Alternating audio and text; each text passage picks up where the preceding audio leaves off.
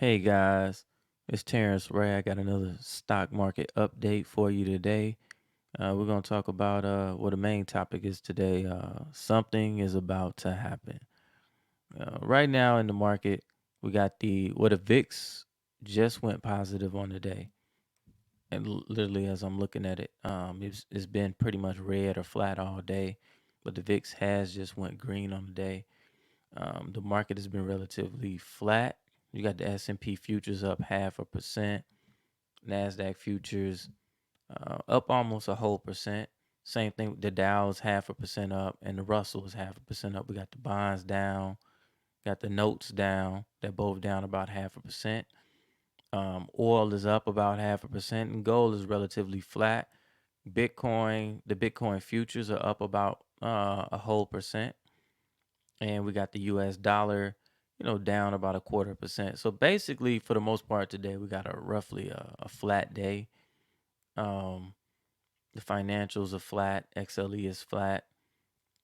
I was looking at wanted to talk about, we'll talk a little bit about the FANG stocks. Mainly, I like to include Tesla in there, Tesla and Netflix. I see a little pattern developing in Netflix. If you take a look at your screen, you'll see right here I got like a small, like a pennant. So we got we had this low down here. So if I was, looking down here, I would have maybe did something like so, right? Broke this trend line, gave us another something here. Hey, go ahead and click. Got something in here, maybe something right here.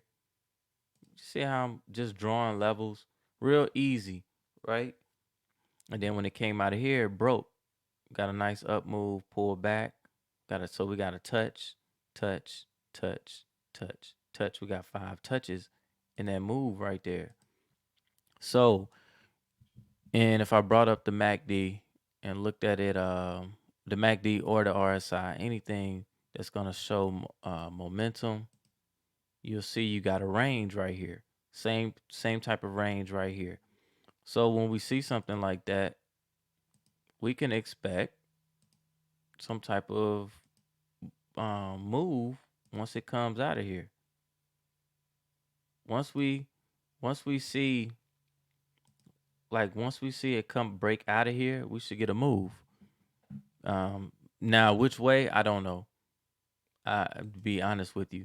So there are different ways.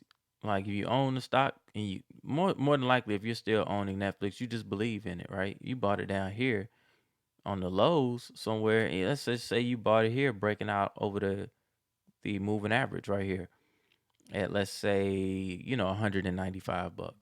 You up, you up $100, right? So me, I'd be taking profit. Even if I bought it right here, right at like 230, 237, 235, like right where it gapped up, I'd be taking profit because you don't know which way it's gonna go out of this range. It's almost like a coil, like you got a spring, and that's when you have these patterns form in markets. Generally, when it breaks either way, you get a big move. So if you say, hey, I believe in Netflix, yada yada yada, then stick with it. If that's your plan. I'm just telling you, I think a move is coming. I can see it coiled up here down in the RSI, and you can look at it on the chart. You say, well, what's some things that you could do, like if you don't, a lot of different trades. Like let's say you want to play, even though I'm not a big proponent of buying strangles and straddles and stuff like that. So like if you wanted to play like a big move, which I just give you an example of something you could do. I wouldn't do it, to be honest with you. But if you wanted to, I come down here at this 50 delta. You could buy this ask, then come over here. You buy the put side, you buy the ask, and then you come over here, and then you buy the ask on the call side, and that's a straddle. But you're buying the straddle, right? So you look down here, you're gonna need a big move, right? You're paying 4,900 for this. So you're going to need it to go outside of this expected move to make money. So basically, you're buying the move, instead of like normally most people sell the straddle. So you come out here and you make, let's say you come down and sell the 16 delta on the call side, come over here on the put side, sell the 16 delta, take in $10, almost $11, take in 1100, and then tell the market to beat you. So that's basically what you're doing. So you sold this one, you sold this one. You want the market to stay in between. Now, the expected move is $52. So if you out here at what, 380, you are what, $73 away. So you way past expected move on the upside, downside. Let's see, 52 down will put you where, somewhere right around what, 260, somewhere right around in there, 265, 260. So you're a little bit out of it on the downside, right? So that's if you think if you think it's gonna continue to stay in that range, then you do that, right? But if you think it's gonna go out of that range, you could buy the straddle. Those are just examples of some trades. If you think it's gonna go to the upside, you could do something like a back spread. If you think like it's going to the upside, there are a lot of different ways to play it. Me personally, I will wait till it makes its move. I know that sounds crazy, right? But I will wait till it breaks out of here, because you see, you still got support right here. That's why you got that's why you have what you have. Look at it. Let's draw this from here. That's why you got it. That's why it's coiled up right here, right? Right here at the top of the gap. So that's why it's doing what it's doing. I thought I changed this. So, I don't like that color. Anyway, I guess I'll mess with that later. But so that's just something I will wait till it break. So you get a breakout here, or I'd wait till it break here, and then I'd just go with it. That's how I would play it.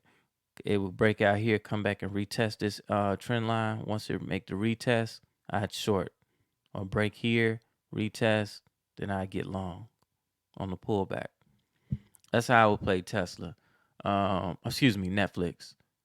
We're gonna go ahead and look at Tesla. Now Tesla right now, you see right here, I got some Fibonacci expansion levels on Tesla. This is an example of a flag. So, a bear flag. That's what I mean. Like it broke down below the moving average, came back, tested it, and then took out this low. This is where you get short. Same thing on that particular on Netflix. You want to see it break it, pull back, retest it.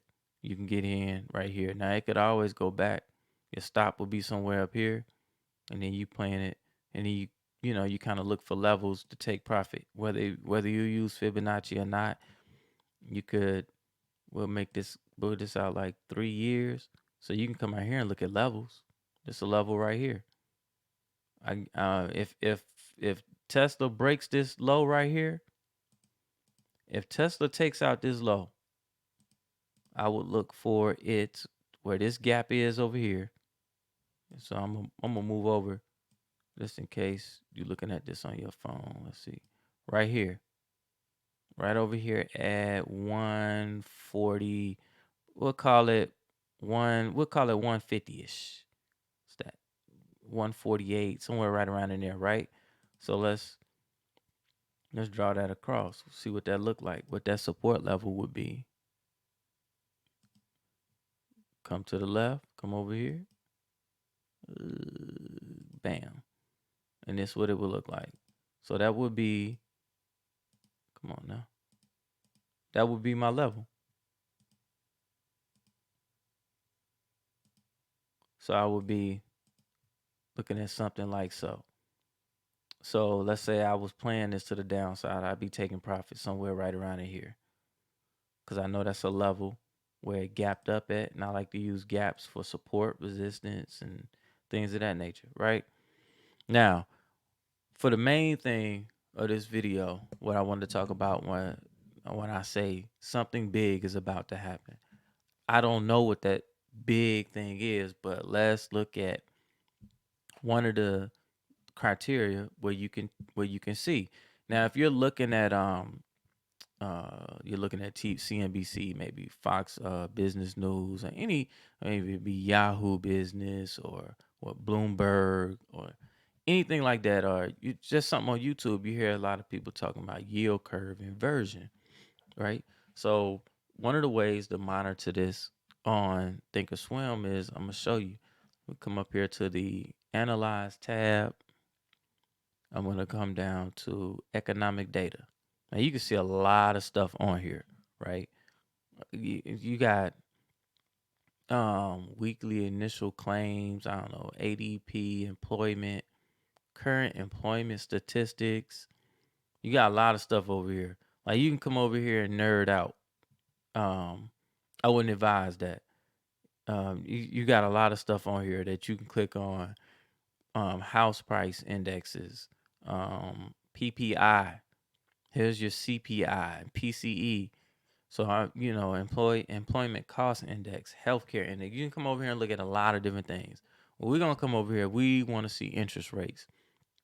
Now, one of the things you may hear me say a lot of times, I really don't pay a whole lot of attention to fundamentals, but I do pay attention to when the Fed raises and cuts interest rates, and chatter around it, and maybe the consumer price index, CPI, certain little things I pay attention to because you'll get big moves, especially when you trading and you're doing like swing trades, like you trading, within like maybe 9 days to maybe 55 or something like that.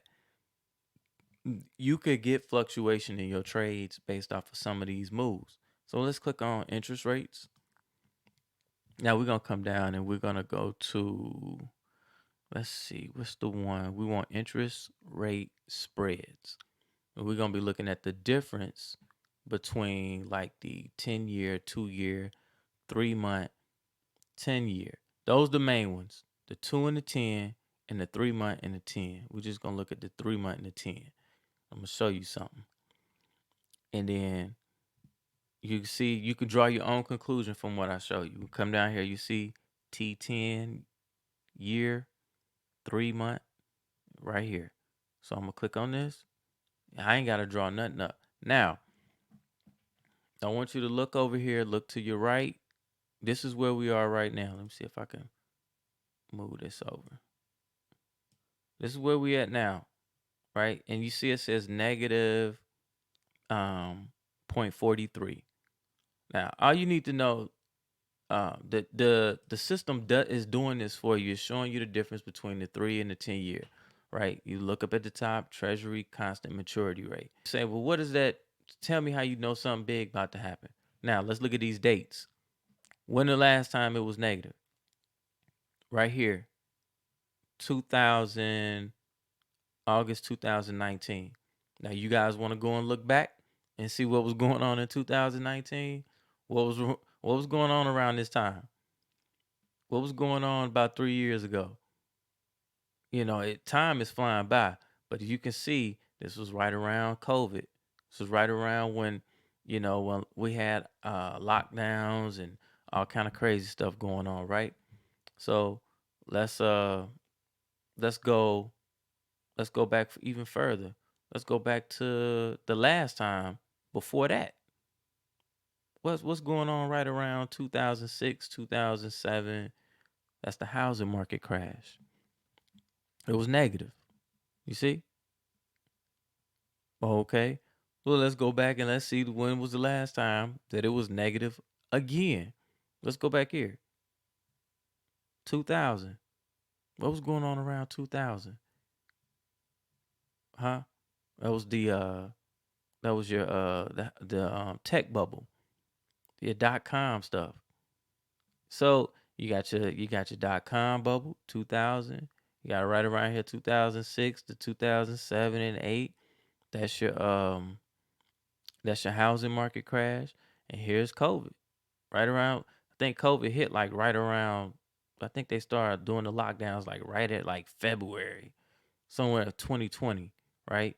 But if you would have been looking at this at 2000, back in 2019, you looking at it like, man, what's getting ready to happen? And around that time, they started doing like crazy stuff with the overnight repo. Like you could see that like there was a lot of crazy stuff going on with the overnight repo and the banks and the Fed. So they was doing stuff even before the COVID stuff came out, right? I'm not saying nothing. I'm just showing you I'm just showing you the data. The data don't lie. These numbers don't lie. And if you know how to read these numbers, then you can they'll tell you a story, right? I don't care what they telling you. I can look and I see that every time this number right now is lower than it was right before the COVID, um, the pandemic hit. So with it being lower than that now, something big is about to happen. And I have no idea of knowing what it is, right? But you guys subscribe to the channel, hit that like button, and you'll see me talk you what I can talk you through it. We can talk about scenarios and stuff that we can do to try to keep from going broke and losing everything, right? And I ain't trying to scare you because, you know, um, if you know how to trade, you really like the market going down. It's the easiest time to make money because most people don't know how to, so they holding on to stuff, and the people that do, they buying puts, selling calls, and and making easy money. But the majority of the public don't know how to do that. So, but I hope you guys got something out of it, out of this video. I try to give you guys value, and that's that. So I'm gonna be out. Peace.